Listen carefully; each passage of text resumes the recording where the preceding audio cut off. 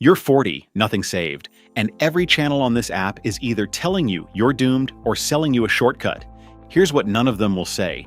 At 40, you still have 300 months of compounding ahead of you. You can hit 65 with a comfortable 7-figure retirement on an $81,000 salary, starting from zero, no meme stocks, no crypto, just 2 ETFs, and one number almost nobody says out loud. Let's build it. First, breathe. 25 years isn't the scraps of a retirement, it's most of one. Between today and 65, you have 25 years of compounding still ahead of you, and every single one is on the table. Now, a 25-year-old has more time than you do. True, but you have something they don't. Your 40s and 50s are the highest earning years of your life. Less time, more income. That's the trade, and it's winnable, but only if you actually use the income. And in a minute, you'll see exactly how much of it that takes. So what actually gets you there? Because your instinct right now is probably to hunt for a faster horse, a hotter fund, a bigger swing, something with leverage in the name. That instinct is exactly what buries people who start late. The math of catching up doesn't care what you hold nearly as much as it cares how much you feed it. The lever is your savings rate. And here's where the standard advice quietly fails you. Save 15% of your income. You've heard it 100 times, but 15% assumes you started at 25 and gave compounding 4 decades to do the heavy lifting. You didn't, so your number is 30 on $81,000 a year, just under the median income in the US. That means $2,000 a month goes to your future every month, starting now.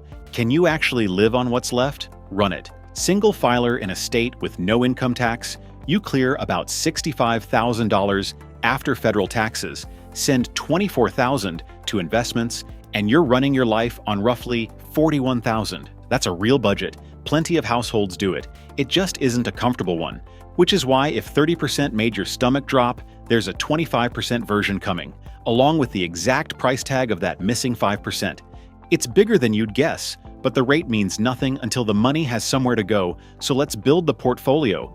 2 funds, that's it. That's the entire portfolio.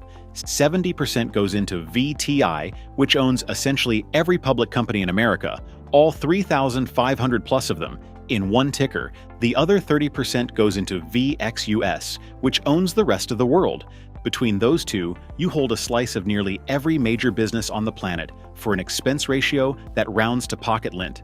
Why a third of it sits overseas is a question worth its own answer, and it's coming at the end. Park it for now. Where the money goes matters as much as what it buys. Order of operations. First, max your Roth IRA, $7,500 for 2026, and fill it with VTI. Your growth engine grows tax-free forever. Everything else goes into your 401k if you have one, a regular brokerage if you don't. And that's where VXUS lives. That's the whole machine. And if anyone tries to make your restart more complicated than 2 tickers and 1 rule, check what they're selling. Because now comes the part they never show you, what $2,000 a month actually turns into. Now the numbers. $2,000 a month, 25 years, 10% average annual return, which is roughly what the US market has done over the long run before inflation. Scenario 1, no employer match, every dollar out of your own pocket. At 65, you're sitting on about $2.65 million. Read that again, from $0 at 40. And here's what that actually buys. Pull 4% a year, the standard sustainable withdrawal rate, and that's $106,000 a year for life. Adjust for 25 years of inflation, and it's worth about $50,000 a year in today's money.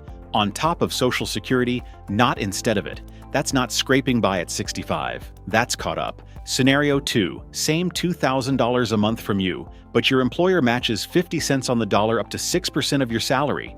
On $81,000, that's about $200 a month you didn't earn, didn't save, and didn't feel. Sounds small? It compounds to $2.92 million. The match alone is worth roughly $269,000 by 65. $269,000 for filling out a form in your HR portal. If you have a match and you're not capturing every cent of it, that's not a detail. That's the ball game. Fix it tomorrow morning. But maybe $2,000 a month made your jaw tighten. So let's talk about the version I promised you. Here it is. Drop from 30% to 25%, and your monthly number falls from $2,000 to about $1,688. On its own, the outcome still works. No match, you land around $2.24 million, with the match about $2.5 million. Either way, you retire caught up, not scraping. But now put the two versions side by side, because this is the number almost nobody shows you. 30% versus 25%, match or no match, same 25 years, same funds. The difference in what you save is $312 a month. The difference in what you end with is $415,000. Sit with that ratio for a second. $312 a month, $415,000 at the finish line. That's not a rounding error, that's a house. It might be the most expensive "I'll start next year" in personal finance, except you'd be paying it every year, forever in advance. So here's the honest framing. 25% is a real plan. It works. But if there is any $312 hiding anywhere in your budget, a car payment you could downgrade, a rent you could split, that money is applying for the highest paying job it will ever get. Let it take the job. Of course, all of this assumed the market gives you 10%. Some of you are already typing about that. You're right too. So let's break the plan on purpose. Because 10% is the optimistic end of history, and a plan you're starting at 40 shouldn't need history to be generous. So knock it down to 8% and see what survives. At 8%, same $2,000 a month, no match, you end with about $1.9 million. With the match, about $2.1 million. Pull your 4% from the no match number, and that's roughly $76,000 a year. Less comfortable than the 10% world, sure. Still seven figures, still a real retirement, from absolute zero at 40. That's the test that matters, not whether the plan shines when markets cooperate, but whether it still stands when they don't.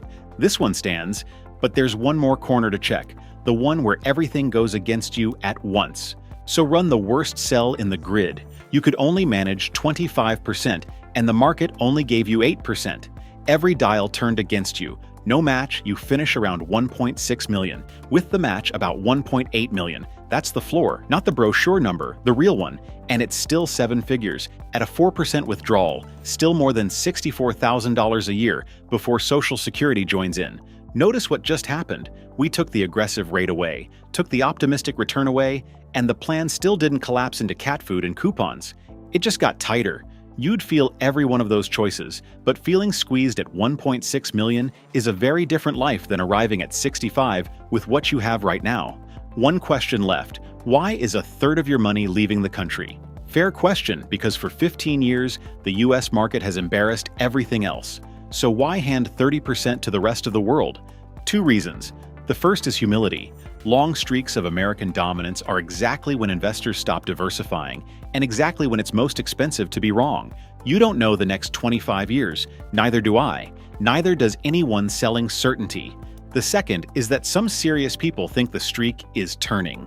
Michael Hartnett, Bank of America's chief strategist, has argued international stocks could beat US stocks for a full decade. His logic runs like this.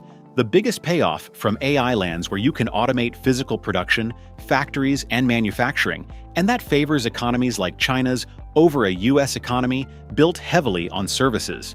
That's a forecast, not a fact. He may be wrong, but that's precisely why the answer is 30% and not 100%. You're not betting America loses. You're refusing to bet everything on it winning. That refusal costs you nothing if the US keeps leading and saves your retirement if it doesn't. So back to minute one. You, 40, nothing saved, being told you're doomed. You just watched the pessimistic version of this plan retire you a millionaire. The only thing standing between those two people is a savings rate and two boring tickers. If you're starting from zero, you just got the roadmap. No hype, just the math. Get yourself sorted. And if this video piqued your interest in ETFs, watch the only 3 ETFs you need to build wealth. It's on the screen. And remember, this isn't personal financial advice. It's information so you can build your own plan. See you on the next video.